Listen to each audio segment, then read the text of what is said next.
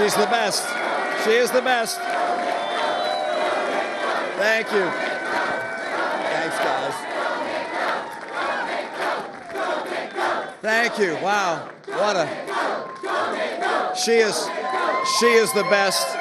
And that was my son, Tag, with her, and his wife, Jen, and their children, Allie and Joe and Thomas. Great to have my family here, to be back in our home of Massachusetts. It's wonderful to be able to go home tonight for the first time in 2 months. And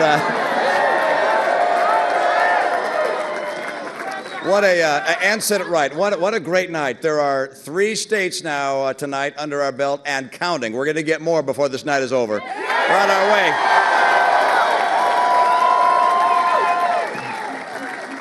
We're so excited to be in the Bay State tonight, celebrating with family and with friends who've worked just tirelessly on this campaign.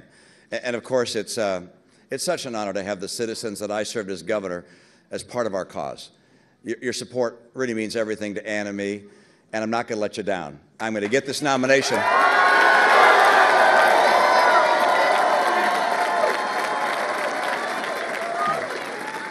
Tonight, we're doing some counting. We're counting up the delegates for the convention, and it looks good. And we're counting down the days until November, and that looks even better.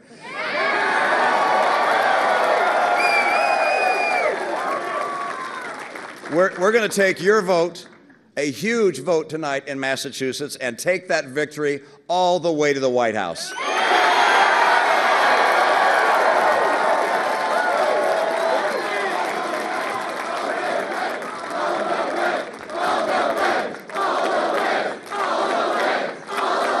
Now it's been a long road getting to Super Tuesday. Let me be honest, and my opponents have worked very hard.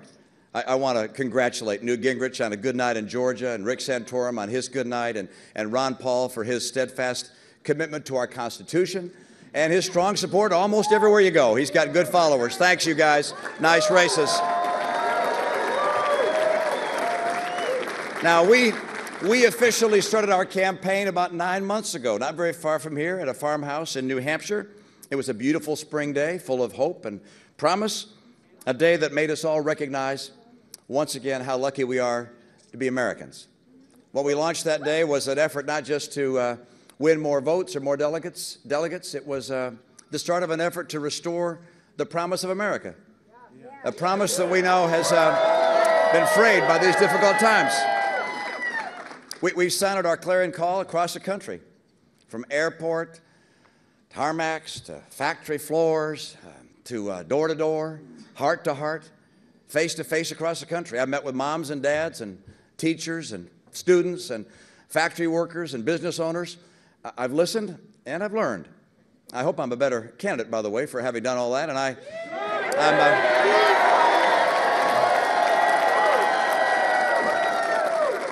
I'm going to forever be grateful to you for the help that you've given me, and grateful also to all those people who helped me through this process and taught me along the way. I met some extraordinary folks. I met someone named Norm Byrne, who for me exemplifies the innovative spirit that really built the country. Norm didn't go to college, didn't get an engineering degree, but he does have 100 patents in his name. And he turned a small shop in his basement into a very successful company that employs a lot of people. It's entrepreneurs like Norm Byrne who are going to get America's economy back on track if we can get the government out of the way.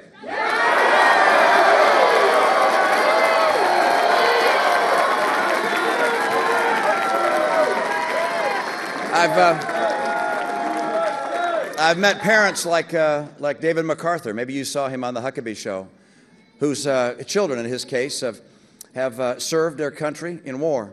David's son was seriously injured in Afghanistan, as he described. He only returned from the front lines to face a new fight, to get the medical care he needed, and he surely has earned. And as I told David, I believe that to those who put everything on the line for us, we owe everything to them that they need.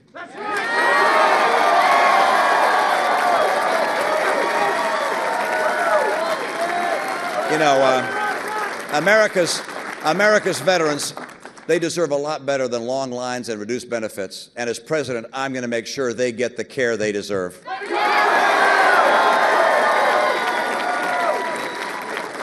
So So in running for office, I've had the chance of meeting people like Norm and David, and their stories are, of course, inspiring. But I've also met some people who are hurting under this stagnant Obama economy, and their stories are heartbreaking. Some people have lost their jobs. Others are working 2 jobs just to make ends meet. Some used to be middle income, and now they're struggling again right back where they started. As you know, the prices for gasoline and food and clothing and health care keep going up, but their paychecks stay the same if they're lucky. President Obama keeps telling these Americans that the recovery is here. But for them, the recession is not over, that's for sure. You know, from generation to generation in this country, Americans have always known that the future would be brighter and better. We've always believed in a tomorrow full of possibility and prosperity and security. That deep confidence in a better tomorrow is the basic promise of America. But today that promise is being threatened by a faltering economy and a failed presidency. To the millions of Americans who look around and can only see jobs they can't get and bills that they can't pay, I have a message. You have not failed. You have a president that's failed you, and that's going to change.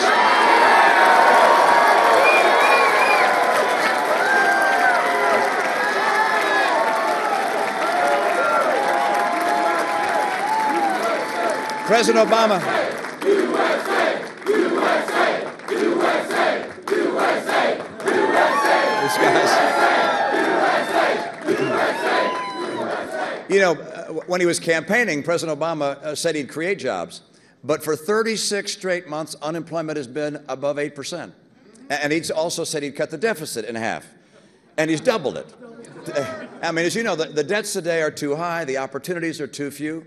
And we've seen enough of this president over the last 3 years to know that we don't need another 5 of this president. That's for sure.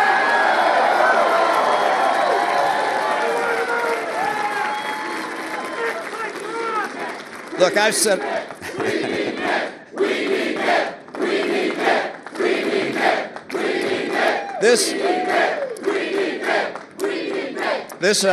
This president's run out of ideas.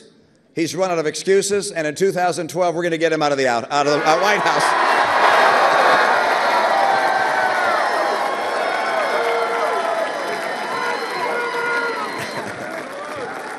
Now, President Obama seems to believe he's unchecked by the Constitution. He's unresponsive to the will of our people. He operates by command instead of by consensus. In a second term, he'd be unrestrained by the demands of re-election. And if there's one thing we cannot afford, it's 4 years of Barack Obama with no one to answer to. So these days, you hear the president and his team, they keep telling us that things are getting better. But 24 million Americans are still struggling for work. They're high-fiving each other in the West Wing. But my friends, the truth is 8% unemployment is not the best America can do. It's just the best that this administration can do.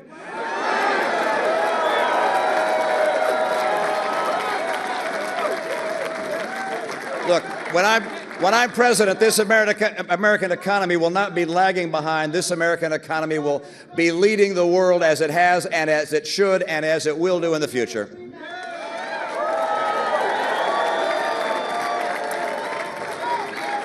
For this,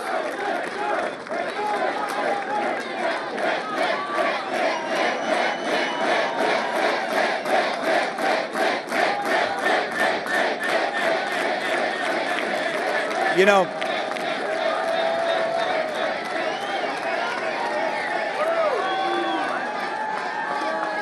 for this administration, the unemployment number is just another inconvenient statistic standing in the way of a second term. But those numbers are more than data on a spreadsheet. They're worried families and anxious faces. And tonight, I'd like to say to each of them, you are not forgotten. We will not leave you behind. Our campaign is on the move, and real change is finally on the way.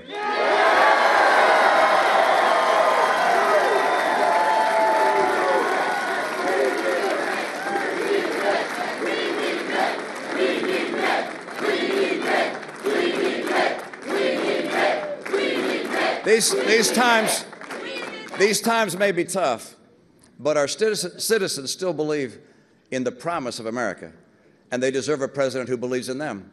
That's why our campaign is about more than just replacing a president. It's about restoring America's promise, and we will do it.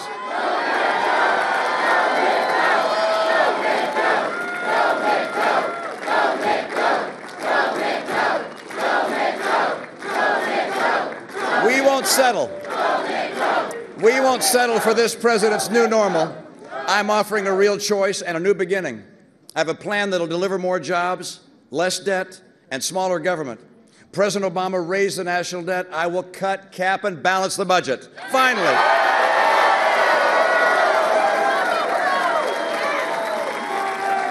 He passed Obamacare. I will repeal Obamacare.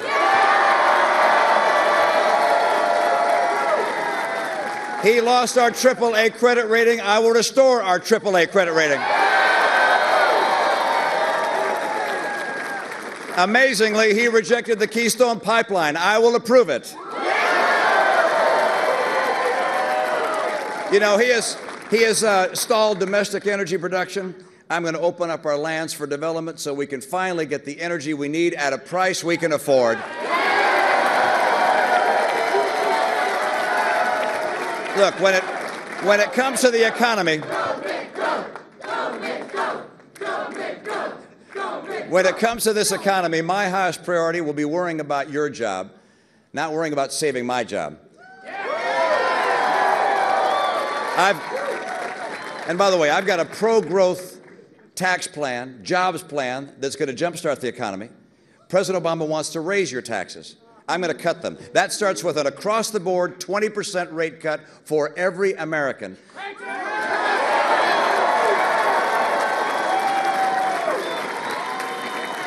And by the way, I'm also going to repeal the alternative minimum tax, and I will finally abolish the death tax.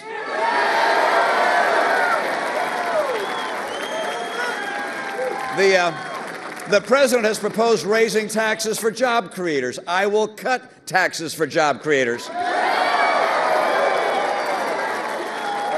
The president wants to raise taxes on savings and investment. I will help middle-class families save and invest tax-free.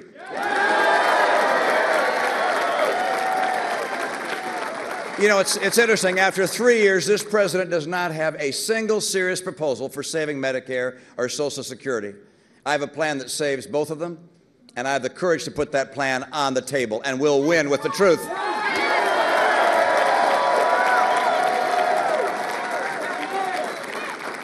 As president, I will get our economy back on track and get our citizens back to work. And unlike President Obama, I actually have the experience to deliver on that promise.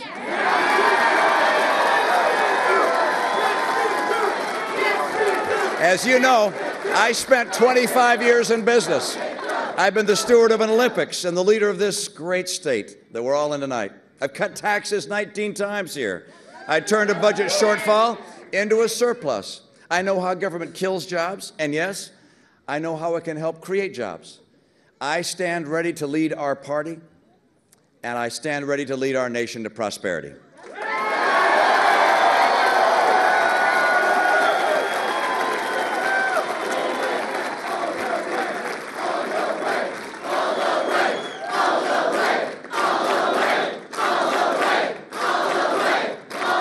I've said this before, and I've said it again. I'm going to say it again.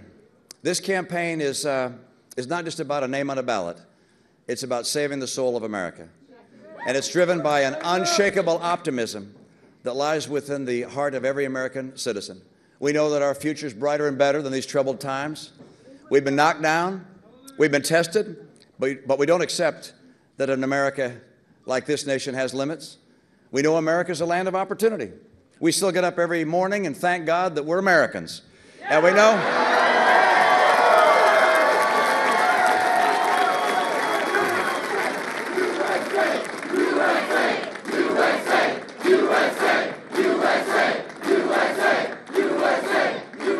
we also know that with hard work and with strong leadership, with a president that'll tell the truth, with a president that'll live with integrity, that our greatest days as a nation are ahead of us, thanks to the American people. And tonight, we've taken one more step towards restoring the promise of tomorrow. Tomorrow we wake up and we start again. And the next day, we'll do the same. And so we'll go day by day, step by step, door by door, heart to heart. There'll be good days, there'll be bad days. Always long hours, never enough time to get everything done. But on November 6th, we're going to stand united, not only having won an election, but having saved a future.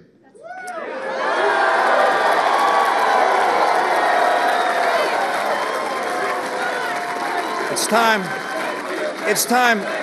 time to believe in ourselves. It's time to believe in ourselves. It's time to believe in America. And I'm asking you to join our cause. We need your energy and your conviction and your commitment. I'm asking for you to pledge your support at mittromney.com. Get online. We need your voice and your vote in this campaign. And I'm asking you to join in the fight for our freedom and ensure that tomorrow will be better than today. Let's go forward together and restore the promise of America. Together, let's fight for the America we love. Thank you, and God bless this great land. God bless the United States of America. Thanks, you guys.